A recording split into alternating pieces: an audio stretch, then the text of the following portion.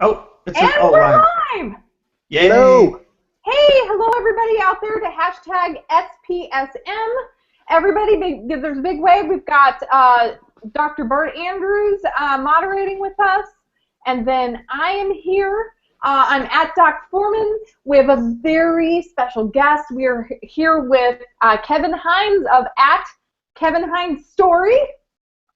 Check it out, kevinhinesstory.com. He's going to be talking with us about media.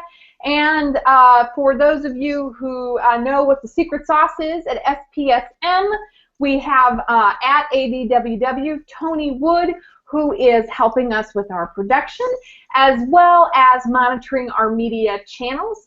If you would please keep tweeting with the hashtag SPSM as we do introductions and have questions. We also have the bowl of interesting questions in the house. And we have several of you who are guest tweeting, and we're just looking for volunteers to assist with tweeting out live content. If you are assisting with live tweeting our broadcast, I want you to please remember our wonderful, good SPSM etiquette, that when we're paraphrasing other people, we just use their Twitter handle at the beginning, what they might say, tag SPSM at the end, and you'll find that makes it really easy for people to know whose content is whose. And so as we are getting started today, you're going to also see that if you need to talk about anything, if you become distressed, please go to crisischat.org. You can also use the National Suicide Prevention Lifeline at 1-800-273-8255. And I'm going to forget to say this at the end, and Tony Wood's been giving me the business about it. So please do remember that we have a YouTube channel. You can like this video when we're done. You can subscribe to the channel. Please do go visit our Facebook page where you can get caught up on all of our great editions. We have our resource page from Dr. Testa's presentation last week. You can see that there. We'll let you know all sorts of things. Today we even had a video from Neil Diamond, Turn On Your Heart Light. If you're in on it, you're in on it. If not, you need to message Dr. Bart Andrews. So without any further ado, we're going to go ahead and start saying hey, and we'll start with our guest this week. Ah, there you are. So, Hello. Kevin, take a minute to introduce yourself. My name is Kevin Hines. I tell stories. I tell a particular story about my living with severe mental illness, particularly bipolar disorder type 1 with psychotic features. I share that story because I'm trying to reach as many human beings as possible around this beautiful globe and let them know that suicide is not the answer. Let them know that there is hope, it is attainable, it is plausible to live well with a mental illness like I have found the ability to do.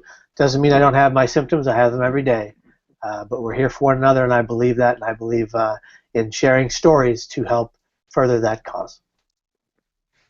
Okay, so I'm going to see if I can, Tony's giving me the messages to do a better job with the camera, so we're working on it. But I like that you talk about yourself as a storyteller, because one of the important things for the lived experience community is really telling this story. And really, what we're doing at SPSM is talking to the academic communities, and we're talking to the public policy communities, and all of them about, like, how can you tell a compelling story about preventing suicide using the media and technology platforms that we have. And you're going to be telling us today how you have been successful with media, and you've actually used many different kinds of media in a fairly strategic and coordinated way. And we're really excited you're here. Thank you. I'm really excited to be here. This is it put a big smile on my face when I was invited, so thank you. Oh, I'm glad you're here. And then we have Dr. Bart Andrews. Welcome, everybody. Really excited to be here tonight. Kevin is one of my heroes, so it is a real treat to be here with Kevin tonight. And I'm really eager to hear what you have to say, and for you to hear the story about how you got about telling your story, and how you worked with the media, and helping those of us that have stories to tell, giving us some guidance. I think that'll be really powerful. And Bart, if you could chime in a little bit, remind people, what it is you do, and also that in a lot of ways you have sort of a dual membership in the suicide prevention community, both as someone with lived experience and also a membership as a licensed professional. If you could sort of speak to that. Sure. So I am a psychologist. I am the vice president of clinical operations at a wonderful agency called Behavioral Health Response. We're a crisis agency located in St. Louis, Missouri. We do a lot of really cool stuff in terms of crisis intervention, both face-to-face, telephonically, chat, text, that sort of stuff. And I'm also a suicide attempt survivor. And in fact, my suicide attempt occurred very early in my career as a not quite a psychologist, but getting close.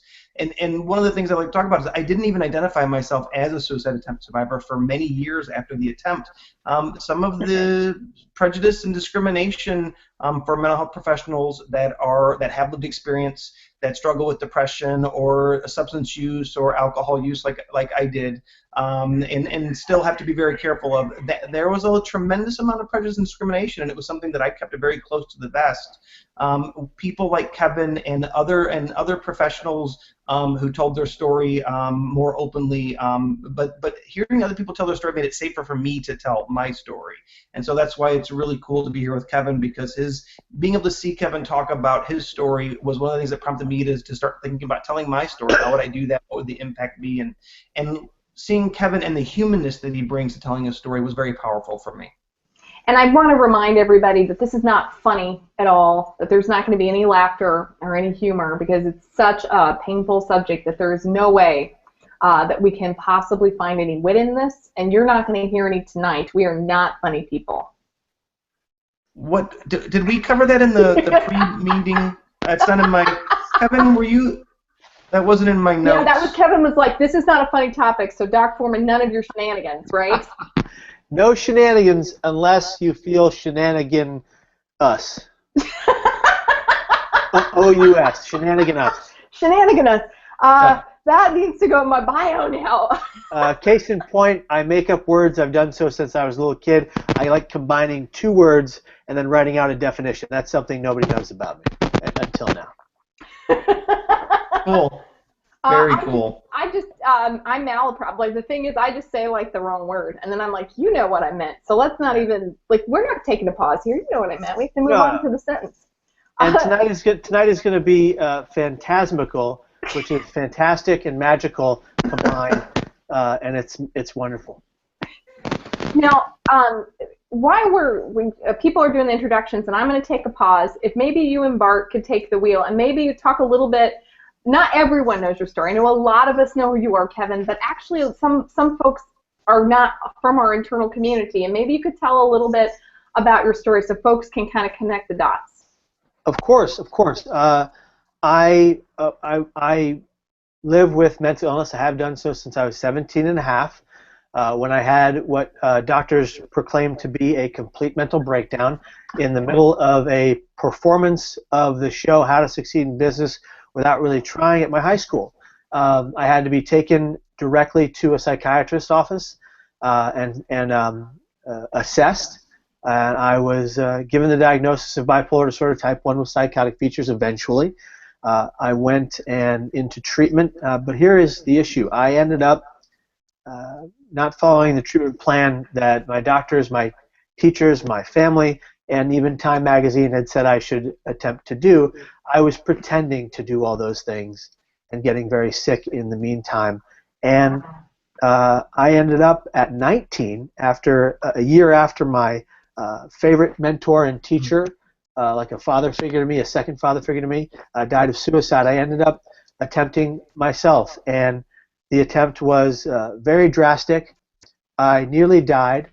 I then again nearly died of pneumonia afterwards in the hospital, and I for a brief amount of time lost my ability to move my legs. In the hospital, I regained that slowly, and I found through great help from others the ability to find hope in that situation. From that point forward, I was in 7 psych ward stays in less than 9 years. Very scary situations in some of those psych ward stays, some of them violent. And I ended up coming out of it at the 3rd psych ward saying, I have to do something. I have to fight very hard to live mentally well, as much as I can, as often as I can, for as long as I can, because I believe in attaining wellness, and I believed at the time that I could. And so all of that aside, I learned a great deal about bipolar disorder. I educated myself. I followed a very strict routine. I've, of course, gone on and off that routine over the years because of my struggles. And I ended up where I am today, which is traveling the country and the globe, speaking publicly about my brain disease and fighting it and being in recovery every day. And what I always say is that every day I take it one step at a time, and they're all baby steps. So, Kevin, thank you for sharing that. One of the things I've been really curious about as I've gotten to know you a little bit is what prompted you to tell your story? If you could tell us a little bit about that process, what that was like for you. Where was that moment where you said, I need to tell other people about this? Well, actually, it was very reluctant at first.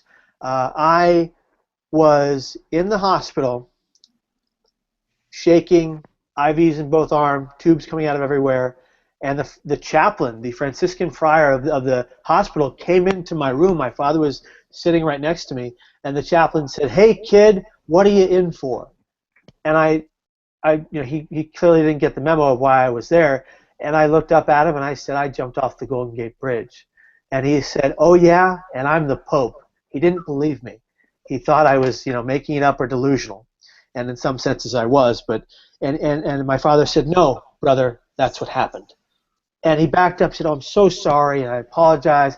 And if you can picture this gentleman, he had the brown robe, the rosary in one hand, the half hair like, St. Francis, and he was a bit of a character. And he said, "I'm so sorry, let's pray together." And that was just what he did for that hospital, and I understood that and I appreciated it.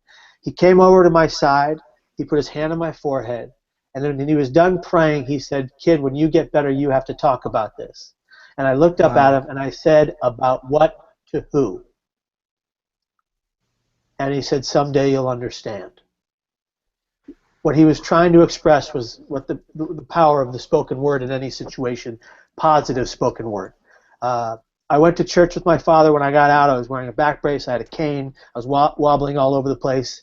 And the father came out of the sermon and he said, "Kevin, would you come and talk to our kids on Good Friday?" It was only 7 months after my attempt. And I looked at the father. My dad was right there. And I said, "Oh, Father, I don't have a speech. I wouldn't know what to say." And my father took his Evan Mitt-sized hands, as he's 6'1" and I'm 5'7", and he shoved me forward. He looked at the father and he said, "He'll do it." I looked back at my dad, freaking out, and he looked at me and he said, "You'll do it. We need closure." And I went to that speech, and the kids were sitting cross-legged in front of me. I'll never forget it as long as I live. And I thought to myself, how is this going to help a soul? And I had written my speech until 3 a.m. in the morning the night before, which is not mentally healthy. And I wrote that speech. It was 17 pages long. I timed it at 45 minutes. I was reading it from the page to these kids, these 7th and 8th grade kids, and they were silent. They were wide-eyed, and they were listening. I got to the end of it. I'm crying my eyes out. I was a total mess. And the arms started popping up, why, how, who, what, where, when. Some great intuitive questions, some caring questions, some thoughts, and some remarks. And I got 120 letters in return 2 weeks later from 120 kids. And several of those kids were in those letters actively suicidal. And because they were minors, they were screened, those letters, and they were given the mental health care and help they needed. And they are alive. And it was at that moment when I found all this out that I turned to my father, who I was living with, and I said, "Dad, we have to do this. However, wherever, whenever, we have to do this." And that's where it all began. And what year was this? That was in 2001, 7 months after September, I think. So 13, 14 years ago. 14 years ago. So you've been doing this a minute. I have been, yeah. I've been working at making it better and trying to reach more people, but I've been doing it for a while. Yeah, so we're going to talk a lot about that we have stories and then sort of the mechanics of doing that. But as you're giving that story, I mean, one of the ways that I'm really noticing that it's working is that I'm like finding myself wanting to react to it, and the sense that you've told it several times so you start to understand the narrative elements. What was that like as you've moved from the prepared, I've given that speech, the prepared notes that you read to the, coming on here and sort of live and off the cuff late at night, having delivered it many times. What's happened in that journey? Well, within that journey, if we're looking at what's been done, I've spoken to, I believe, about 500,000 people now, and now I travel across the globe, and in that span of having it be this thing I shake with and cry with in my hands to it just being me trying to talk with an audience. I don't want to talk to them. I want to talk with them. I want them to experience what I experienced in a sense that makes them empathize and lets them see that, for example, if they're a person who loves someone with mental illness, but they often say to themselves, mental illness isn't real. After my presentation, my goal with that person is to have that person go, oh, wait a minute, I've got to rethink this.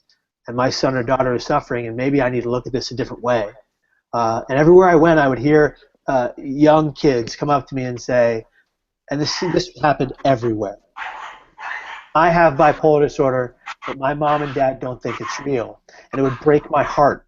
And so I ended up trying to talk in every audience to the people who needed to be helped the most, whether it was someone with mental illness or a family member or a loved one or a gentleman or lady in the military who is suffering mentally, or whether it's a young boy who just lost his father to suicide. I want to reach all of them, and that's why what I've done over the years is try to find relation points of relatability for the average young man or woman or older adult, and I want to reach everyone in some capacity. And you can't reach every person in the audience, but you can certainly get them thinking. And that was my goal, and that is my goal, and that's how it's transcended and become what it is today. And when you started, you were doing, you were reaching these kids who were at the Good Friday service with a piece of paper and the best that you could. You said it's now like 500,000 people, and you're using a lot of different platforms. So if you could start to tell us the platforms that you're trying to make that, because you're talking about making an empathetic one-on-one connection, but you're using technology and you're using media to scale that so that you don't have to actually physically get in front of 500,000 people. So what are you doing today? Well, right. If you look back at where it started the media platform piece of it. It started in the San Francisco Examiner in 2001, who did a piece on it called Instant Regret. And even that name, Instant Regret, became a part of my presentation. When I say, when I went over the rail, the millisecond, it was an instant regret. And today, right now, the biggest production we're working on is a documentary called The Net, A City Divided. And that really is the historical and investigative look at the 8 fights to raise a rail or net at the Golden Gate Bridge, and how today, as of June 27th, 2014, the net and the funding for the net was allocated and approved. And so it was about this fight that I joined in 2001 until today. But the movie is not about my life. The movie is about those 8 struggles to raise a suicide prevention deterrent at that bridge, at the Golden Gate Bridge, that all failed miserably. And they all disappeared. And they disappeared because of bureaucracy. They disappeared because people weren't empathetic. They didn't understand, and they couldn't realize that ideal. And people really fought for this idea that, why ruin the aesthetics of a bridge? And I've always maintained aesthetics for a life, just like Kevin Briggs, the former patrolman there, said. This is a story about these battles that fell flat every time because people just couldn't keep fighting, whether they were fighting because they lost someone there at the Golden Gate Bridge, or whether they were fighting because they had been the person who almost attempted. They just disappeared. And there's one gentleman who we cover in the film who's been doing this for 30 years. And he finally got that day. And when we, on June 27th, as we all sat in that boardroom where they have this ostentatious giant long board table, and you've only got 3 allocated minutes to talk, and a light turns on as soon as they think you're finished, with your remarks, and we would go there every single month and fight for this cause. The Bridge Rail Foundation was formed shortly thereafter by my father, Pat Hines, and I would look these people in the eye, and we would all beg them to do what we believed was right, and they would on occasion laugh at us, and then things started to change. A tidal wave started to move. The film The Bridge came out, and it affected people's lives, and the Bridge Rail Foundation fought long and hard, along with people and organizations and multiple suicide prevention groups around the world. And the Gamboa family put a box on that table of 150,000 signatures from around the globe that said, "Do this now." And things changed. As we're telling the story, we know that you change things, by sort of being persistent. So I think what a lot of people sort of miss about your story is that there is a lot of daily persistence of sort of rolling the stone up the hill, both in terms of a policy way or a public advocacy way, or even doing as different, the media in 2001 is different than the media in 2015. And you were doing this sort of step by step. Dr. Bill Schmitz is asking, in a lot of ways, in the last year or two, people started to identify you as sort of a superstar of suicide survival attempt, and sort of as a star, like a star protagonist in the story. And my guess is people who sort of see you that way maybe interact with you differently or respond to you differently. And Bill Schmitz wants to know, how do you cope with that? Because that's probably how people might see you after having heard a conference presentation in 2012 might be different than someone who was seeing you at this sort of Bridge Rail meeting. It's for the Rail Foundation. Yeah, and I think the common denominator between those two groups is that, and this is my opinion, far too many people look at me as someone who, as they would say, is famous. And I don't necessarily agree with that, or I can't own that. I don't feel famous. I just feel like I've been on a road, a path, to try to help a cause for 14 years. And one of the things I'll often hear in the media when interviewers ask me questions, they'll say things like, "Oh, you're so eloquent for someone with bipolar disorder," and it just makes me step back. Oh my God! Yeah. They usually say it off camera, and I'll step back. Yeah, I'll step back and I'll say. I'm just gonna have that minute. Yeah, take a moment. Okay, I'm sorry. I'm sure it's totally an understandable thing. My eye rolling. I'm so sorry. I'm gonna control. Yeah, no, it's okay.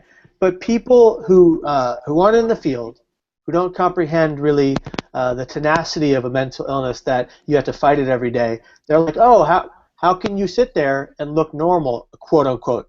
And my belief, my whole life is there is no such thing as normal. We're all weird in some way, and that's okay. More than others. Well, and that's okay. That's okay.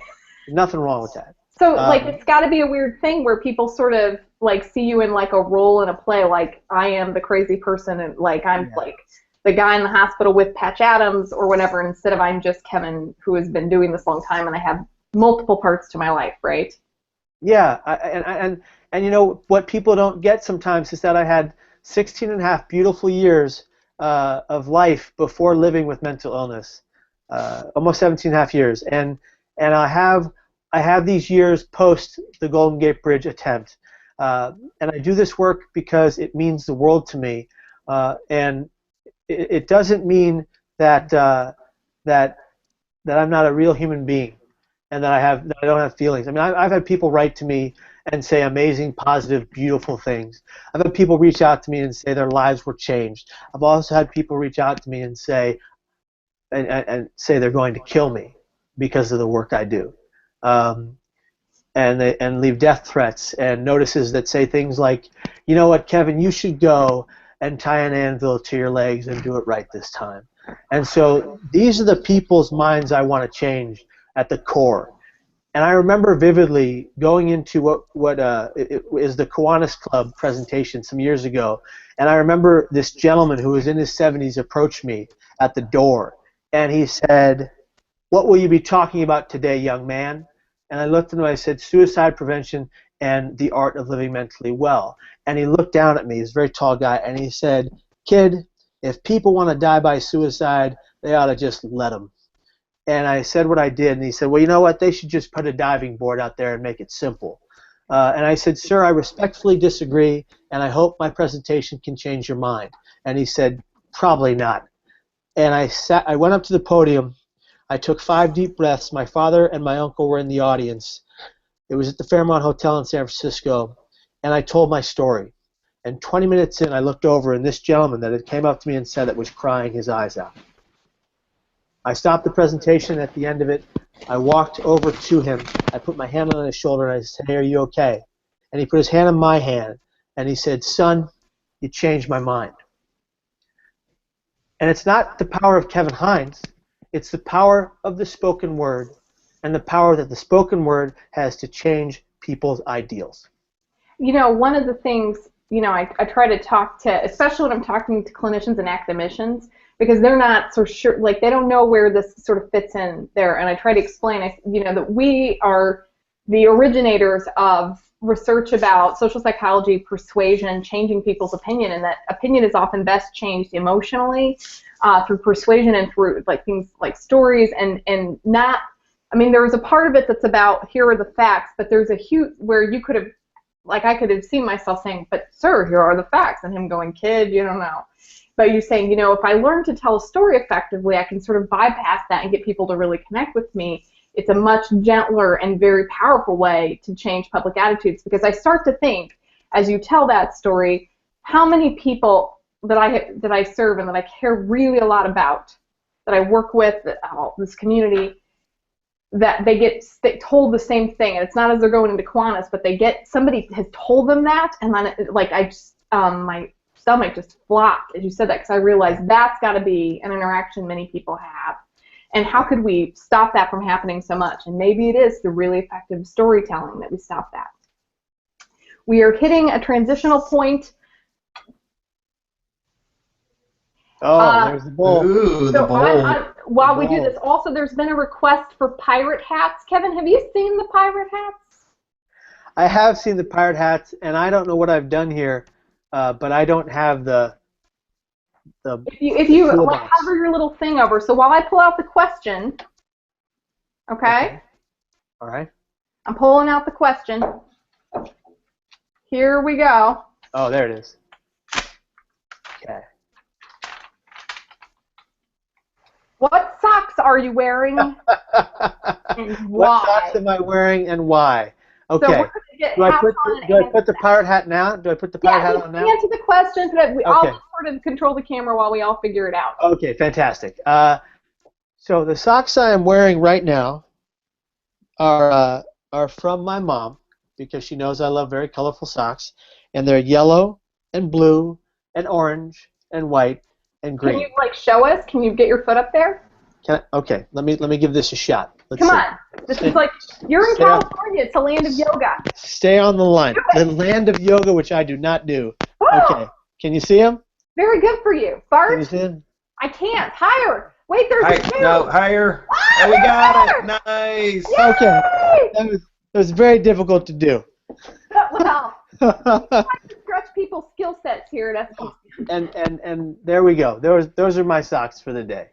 Let me tell you what socks I always wear. These are the socks I always wear. I don't. Who knows if I clean my feet? Like I have like 2 or 3 pairs of socks I bought 10 years ago, and they're not even close to worn out because I wear them 2 times a year. Like I'm like, look, I do own socks. Yeah. And I go, never mind. There's something to be said about bare feet looking socks. What socks are you wearing?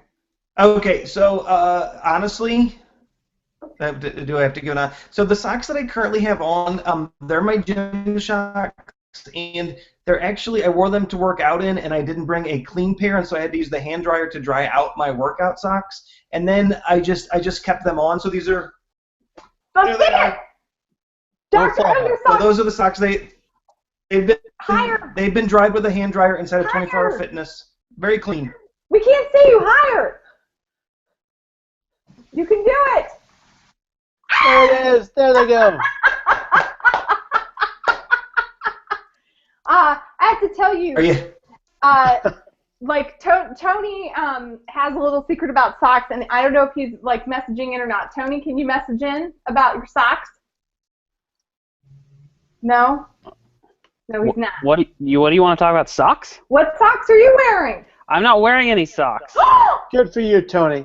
I'm not wearing any socks, but I will tell you something that I agree totally with Kevin about the wacky socks, but for a different reason. What's the Because reason? I hate pairing socks. And as a single gentleman, my laundry is up to me. And I decided that I no longer wish to pair socks that match. Oh. So now with wacky socks, it's so easy. You just pluck them right out, put them together, and you're Yes. done. Tony, right on. Pass it on.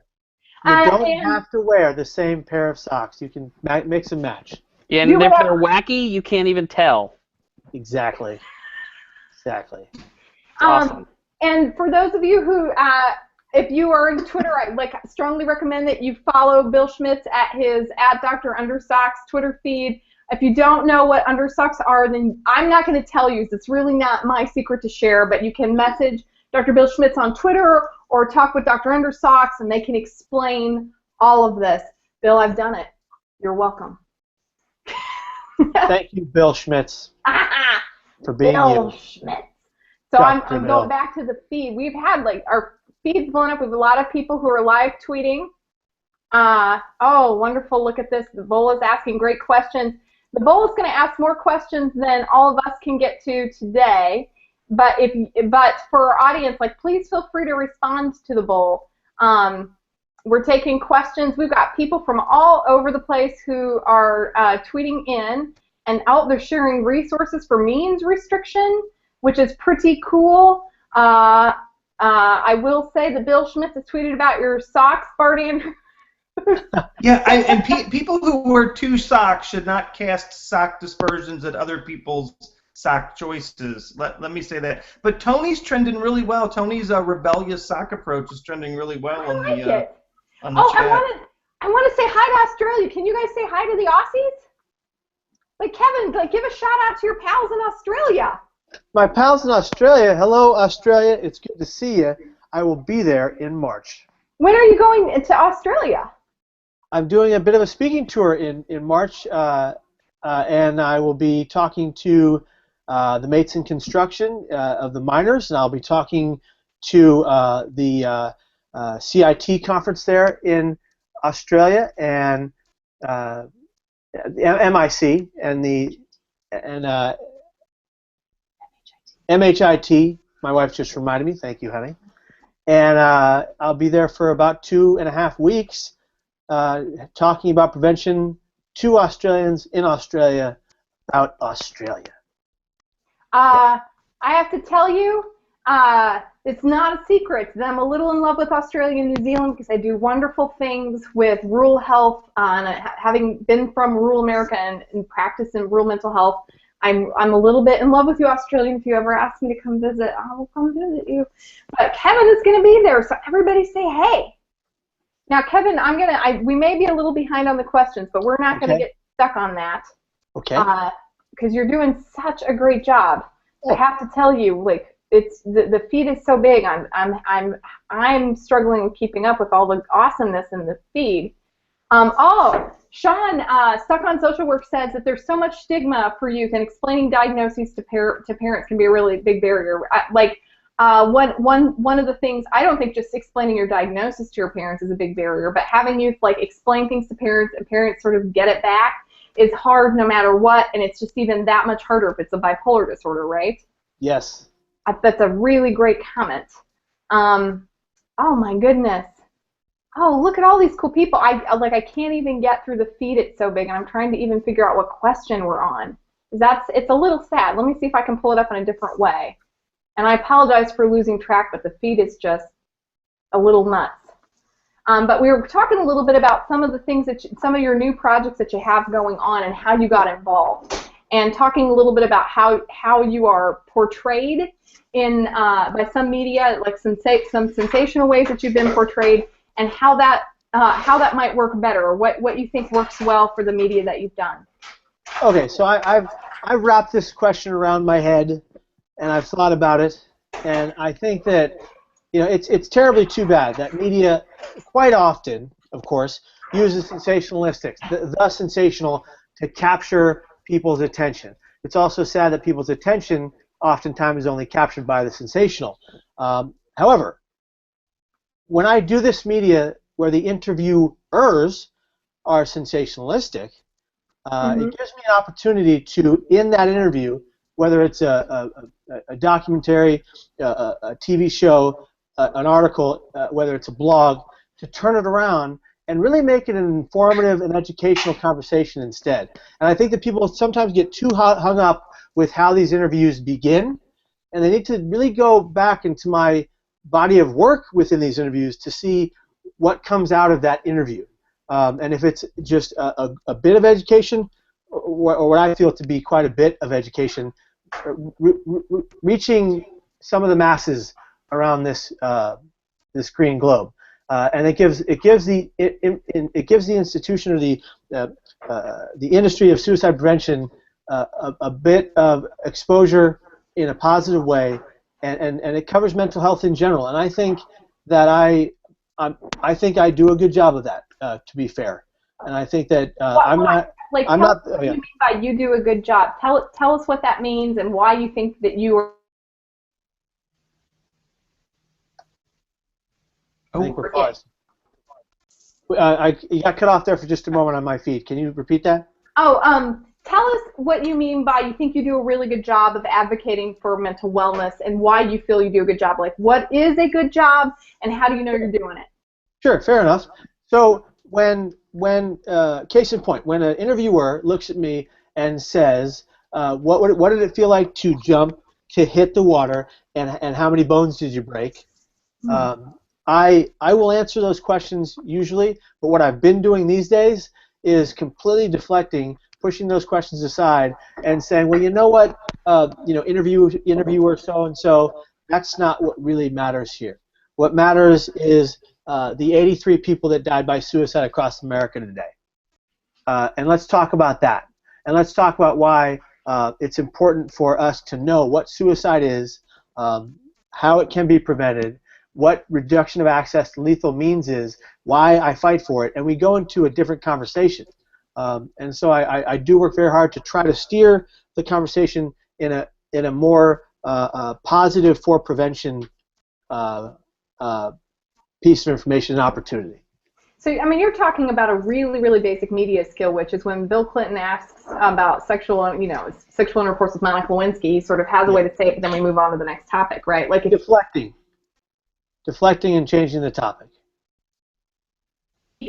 Yeah, like so when somebody asks us either just sort of on a personal level or on a media level a question that we think does not serve our mission or does not serve the folks that we're reaching out to, we could use a media skill, right? Yes. And I've been talking publicly about the way forward and your movement and a movement I'm now a part of, and I've been talking about SPSM and all these other things that are going on, and that suicide prevention matters, and so does mental health, and that mental health is for everyone. Everyone has it. Let's talk about that. Let's talk about mental wellness, because you said, after you talked, after your suicide attempt and as you were recovering, you said you sort of have a purpose, and you speak to those kids. You're like, I have to do something. I have to do this again. You talk about this purpose of living well and sort of what drives you, because this isn't like the book didn't happen immediately. Like, you know what I'm saying? All these media items that have become fiscally sustainable, that was not how this started. Something drove you. So mental wellness, explain what it means to you and why it's important. Sure. I think when we look at mental wellness, when I look at mental wellness, what it means to me is to be self-aware about my symptoms, to be self-aware and honest about these symptoms and my mental health with everyone. Now, not everyone can do that. I get that. But I am honest to a fault about my mental health. I mean, now, for example, in the background, we can ask her. You can ask her. She knows. She knows. She's right here. And when I go to a coffee shop, what I used to do was whisper about my mental health and what I was struggling with to the person I was having coffee with. And now I talk just like I'm talking here now. And of course, there are people who kind of ear hustle and are listening. And guess what? Those people, they're also learning. And so to be self-aware about your symptoms, about your mental health, it means that I have to seek out, respect, and follow a routine treatment plan, whether I want to or not, in order to obtain that wellness for however long. It means finding an ability to seek and find joy and balance in life. For me, I have all of my symptoms. Let's be very clear. I have paranoid delusions that are ridiculous. I have auditory and visual hallucinations on a regular basis. I fall into deep and dark depressions, and I rise into manic highs. I have all of that, and I have panic attacks that occur often enough that they bother me. I cope with all of that. I live with all of that because I am just glad that I get to do all of that while being alive. And there was a time in my life, and there have been many times in my life as I am chronically suicidal, that most people don't really realize that, and is that these thoughts come about often enough just like the other symptoms. And I have to fight them every day. And when those suicidal thoughts, radiations come forth, I'm so self-aware that when I'm in danger, when I'm really in danger of potential death by my own hands, I get myself to a psych ward. Now, psych wards are scary. Psych wards are not all up to par, and I know this, and a lot of us know this. But I will fight for my mental health, as I always say, until I die of natural causes. And the Bowl of Interesting Questions wants to chat with all of us about this because Okay. you just answered the Bowl. It just said, "What do you do to live mentally well?" And you're sort of giving that.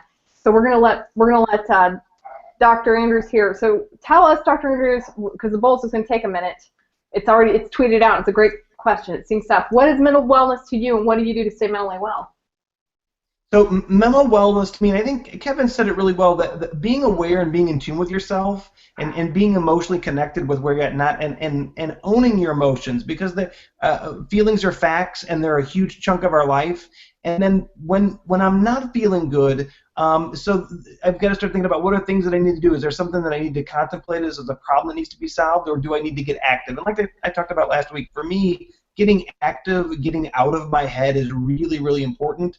I don't know how other folks are, but I find that if I get trapped in my thoughts too long, they tend to kind of circle, they keep circling, and if I can do something that's distraction, and you've been good about pointing about distraction as a great a suicide prevention technique, and I think distraction is a real good key for me is to get out of my head, to do something, to watch something, and to get away from me, really, which can be, as my family says, a really good thing. I'm there with you guys, and I can't say that I live with the same things that you live, but what I can say, I was having a conversation with someone from our community, and I'm not going to name names, but she knows because we were chatting, and she was saying, I was having some of these symptoms, and I'm afraid of, and I've also got this great opportunity in my life that I'm sort of excited about, but I'm afraid to have it and have my symptoms, right? And I'm like, fuck your symptoms. You're going to have your symptoms, but you also can have a life. That's what we mean. There's living well, and the symptoms are there, but your living well can take up more space, or it can be bigger. And so I think a lot about, I think there's a story, and this is a little bit about fat acceptance more than it is about bipolar acceptance, but I think it's the same principle where Cameron Manheim, and some of you may remember her from TV a little bit back, and she talked, she wrote a book called Wake Up, I'm Fat, and she talks about having conversations with, this her fat sort of playing a role in her life, and she's, talks about as she came to terms with that, she'd say, okay, fat, it's time to put on her dress and go to the Emmys. And I think about things in our life that are not how we would wish them, and that are distressing and difficult, and I think about things in my own life, and so living well is where you say, come on, challenge in my life, we're going ahead and living. Yeah. Come along. Yeah. Every day I wake up, I brush my teeth, I do my light box, I look in the mirror, and I say, Kevin, I love you. And it may be the goofiest thing to some people, but I have to do that for me. And I'll do that continuously because it helps me paint a better day. Absolutely. I think, believe me, and everybody knows about my fingernail addictions, but seriously, it's you do what you've got to do. I was talking with Tim Cox, who's one of our SPSM alums, and he was saying, say something about you that works for you about your day, and or just say something about your day, and I was like, And you'll notice, like, I seriously get up in the morning and I, like, ooh, which color of mug am I going to get today? It's like stupid junk, but it's like that's what life's made out of, right? Is all the stuff that's meaningful to you. Yeah, and I developed a tool for my psychosis specifically, and you may have seen this on one of my speeches, a number of you, but I when I'm having a psychotic moment, whether it's delusional, paranoid delusion, or seeing someone that's not there and hearing them and feeling that they're there in front of me and they're not really there, or hearing voices, I look at my hand and I say my hand is real. I grasp my hands. I feel them and I know they are real. And my wife helps me understand that the distorted reality otherwise is real to me, but it's not real in anyone else's experience. And that if I can just grasp my hands long enough and know that I am safe, that I'll be okay and I can get to the next day. It is really tough, but I am glad that you were here, and I hope that the things that you're glad about make it worth living through the tough parts, right? Absolutely. 100%. Amelia says she wears the pirate hat today like she did during training, and all the laughter, which I have to tell you, pirate hats are fun. Yes. They're talking about means restriction, and they're doing a great job. So Bill Schmitz is explaining means restriction to some new people who are here. Good. Also, everyone else is responding to me, to the same thing I'm responding, where I wrote down ear hustle. Yeah, people do that.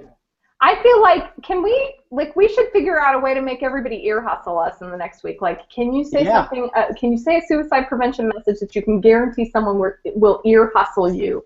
And I wish that, Bart, is there any way we can do an ear hustling meme? I think that I love doing memes, and so an ear hustle meme would be amazing. Yes. So, and I think we've got some squirrels with some big ears, so maybe we can work. I like to work squirrels in too. So. Yeah. What does that say about me, Kevin? Or find a picture of two squirrels at a coffee table and one from another table leaning in. I love that it. Is very specific. I don't know what I'm talking about. No, so and everybody, so you know, Bart waved to the people, but you're also, right as we're going, you've been really steadily tweeting out some of those squirrel memes, and you like sort of using humor. A lot of us are like, we use humor, we use whatever it takes to get through the day, because the day matters, right? And it's amazing. I have to say, like, Bart, if you were going to pick a purpose or something that you think's worth surviving for, even when it's really hard, what would you pick as a purpose? Wow, that's a big question. Oh. Wow, that wasn't in the bowl when we talked about the bowl of questions. I know, but I wanted to know suddenly. So right now, and I'm not kidding, I really want to see The Force Awakens in December, and so that's a big thing for me right there. So I've got a year right there, because so that's important. You know, for me, you know, one of the things that's really key for me is that I'm really grateful to be alive. And that moment when you realize that you could have been dead, and that you've got a second chance, that glow's never really left me, and I'm fortunate because some people that doesn't happen for, and I recognize that, and I consider myself really fortunate that I really almost died, and that I was given a second chance. Everything else in that, the other thing that always keeps me going is that I find that no matter how bad I'm feeling, I know that it will pass. For me, it passes, right? And so those are things, my family and being around them, so those are things that keep me going on a daily basis. And I think that being grateful is a huge thing for me. I find that when I find myself not being grateful is when I tend to get in trouble. We have ear hustling dance requests, panda meme requests. And I have to tell you, so I want you up with your reaction. Bill Schmitz says to you, Kevin Hines has a grip on reality, literally. Yeah. I like it. Right there. You bet. So we're getting into the last 10 minutes, and what I would love for you to share with the community is, you know, when we talked with Ground Zero with the 45-minute speech from the paper to now, what are some of the media skills? Like if you could name 3 media skills that people should really be thinking about or developing if they believe in their story and they have a purpose, and if it is to live to see the Force Awakens, or if it is to do something with their life, or to be mentally well, what are the skills that we could use to tell our stories toward those goals?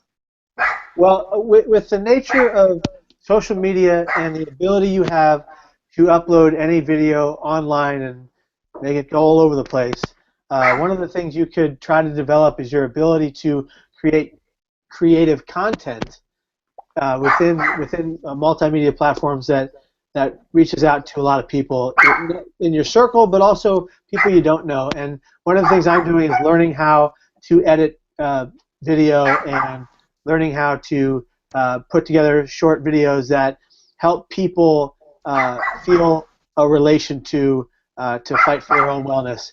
That I think is something someone can do with their phone. They don't have to have special cameras. They don't have to have the most expensive equipment. What you can do is figure it out with those great toolkits online that help you understand the machinery, and then you can create something that people will really relate to and appreciate. And it's not someone else's view. It's not someone else interviewing you and telling you what to do or what to say. It's you and your experience and how you feel. And I think that's important to share stories, is to be able to share them on multiple platforms. I think that vlogging is good. Many of you know that my New Year's resolution for 2014 was to learn how to vlog, which we have done. Everybody say hello to Bart Andrews' puppies. Because puppies hello, are Bart cute. Andrews' puppies. This is Bentley Butter. He wouldn't shut up, so he really wanted to get on the show. Yeah. Say hi to everybody. Hello. We have pirate hats, we have puppies, we have squirrels. Everyone's like, whatever it takes. Everyone's having a great time. I'm going to say I really agree with you that I think that this is the era to even just like learn how to do like a 1 minute, and I'm going to tell you, like, I'm going to say really to learn how to eloquently say the piece of your story in 1 to 3 minutes. And the good news is you can shoot as many as you want, hit delete, or just put them up. And I'm going to say, I don't know what you think about this, Kevin. I would like to hear what Kevin and Bart, what you have to think about this. I'm going to say don't try to be great at it. Just do it, and don't worry if it's not perfect, because God only knows. If I'd waited for me to be perfect at these skills, SPSM would not have happened. Very true. I agree with you, because it's about getting the story out there in a positive way. And if you have 3 minutes, make it count, and share it with people, so that one kid sitting in the back of the class goes home, turns on his YouTube, finds your video, and goes, wow, if that person can do it, so can I. What do you think, Bart? Yeah, well, I think the first time that I even disclosed publicly in a group that I was a suicide attempt survivor, I was doing a presentation about the way forward. And the whole time, you know, I knew I was going to disclose, and I did it at the very end. I did it, and I said it, and as part of the way forward, as part of one of the things I'm doing is that I'm letting folks know that I am a suicide attempt survivor. And I cannot tell you, it was towards the end, and it was one of the hardest things I've ever done. And I was going to make it a bigger part of the presentation, but I couldn't find a way to work it in, so I did it at the end. And it was really just this little blurb at the end. What was really powerful about that for me was that after the presentation was over, the number of folks that came up to me and talked to me about that. How did you decide to disclose? What was that process? What would I have to do to think about disclosing? And I think what's been really interesting to me is that there's a lot of suicide attempt survivors out there. There's so many of us. There's millions of us. Yeah. Many of us, most of the people in our lives don't even know that we attempted suicide, right?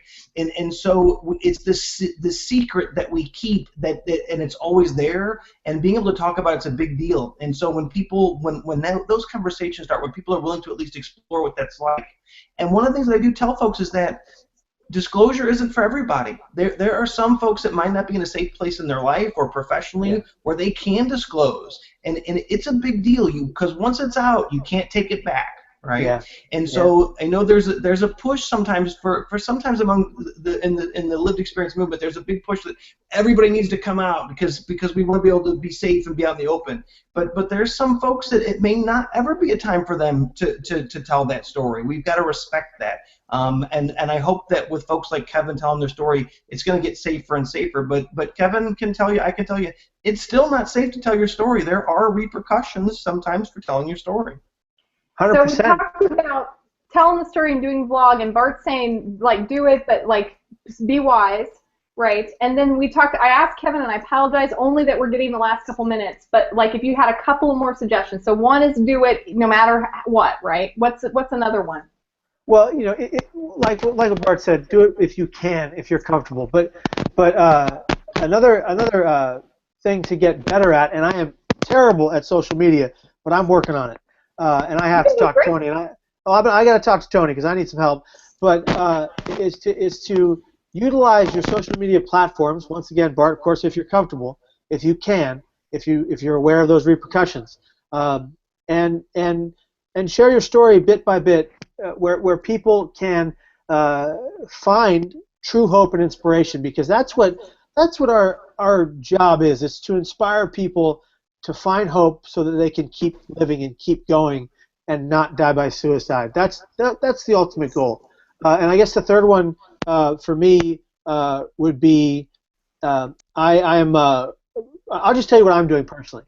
Right now I am developing an app, a mobile app, and we hope that it is released this year. I can't tell you much more about it because it's in stealth mode, but it is about...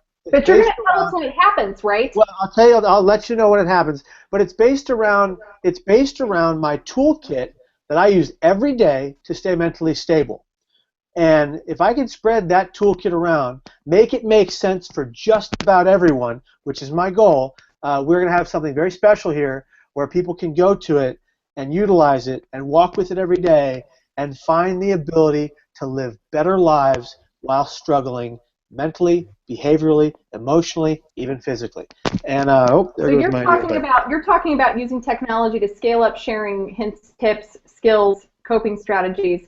And what I'm going to say, what I often recommend to folks that I serve, which is if you figure out what your particular areas that you need help with, like, so for mine it's arthritis, it's not the same, but it was a social media patient community that helped me find the resources to make some changes that dramatically improved my life. And my rheumatologist helped me diagnose it and gave me some options, but my best option was one that I didn't consult with my rheumatologist, I want you to know he was in on it, but like it really came from the patient community. So you use technology just like where it would have been like 2 or 3 people who knew each other, now it's like you can know 200,000 people, right?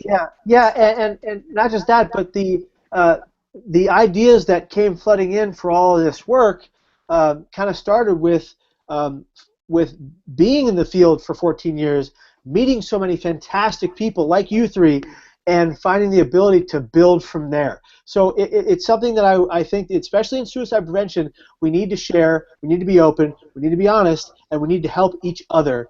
This isn't a competition, this is a cooperation, and we need to be behind each other's backs, pushing each other forward, just like my father did.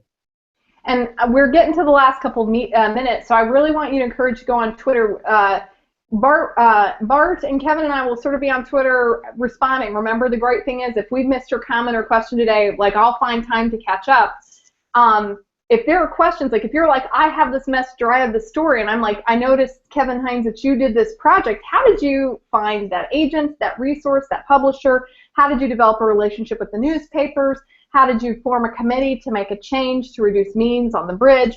Like, I bet he might talk to you. I don't know, but he seems pretty approachable on the Twitters.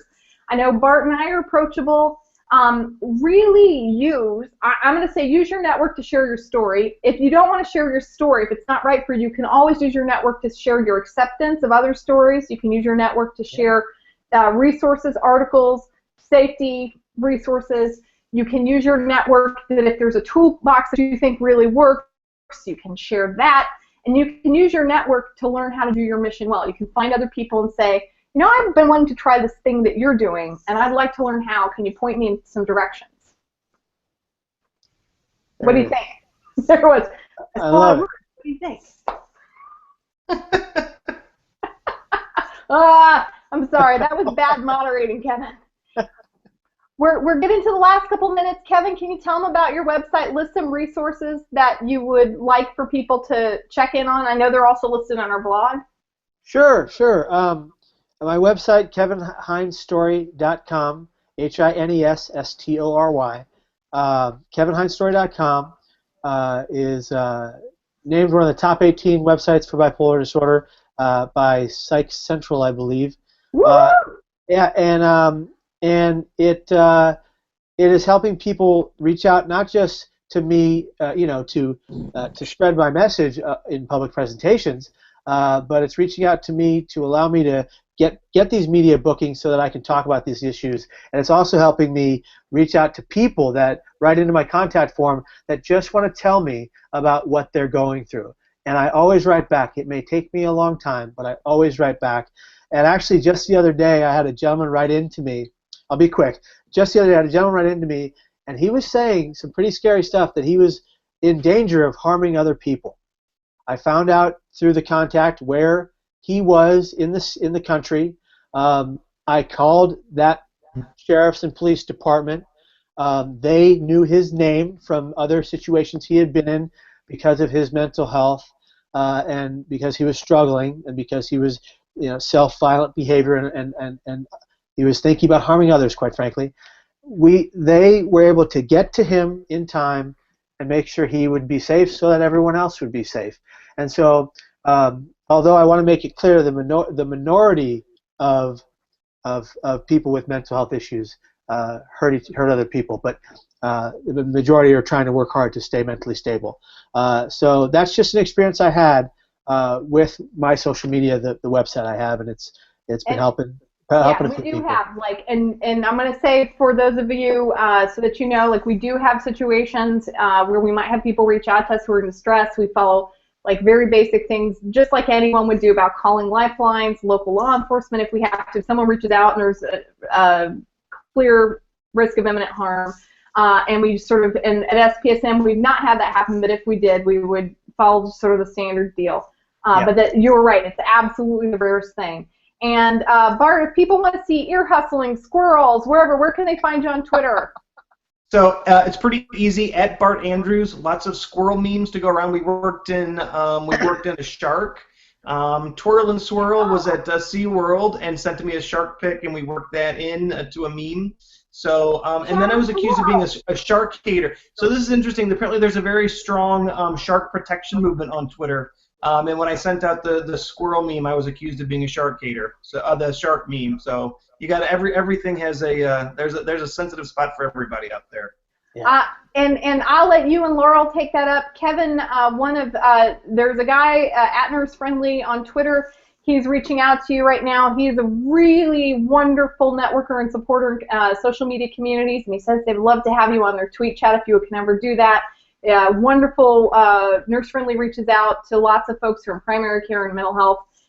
Just wonderful to work with if you get a chance. Okay. Also, I'm supposed to say, like our channel, subscribe. See, I'm working on it, right, Tony? Like us on Facebook, right? Go to spsmchat.com. Be our friends, right, Tony? Validate me? Yes, Tony. Absolutely. spsmchat.com. And thank you guys for stopping by tonight. The curation is coming thanks to the wonderful Kevin Hines and Dr. Andrews. Thank you, Kevin. Thank you so much. It was so great to spend this time with you. All right, everyone. Bye-bye. Bye. Bye, guys.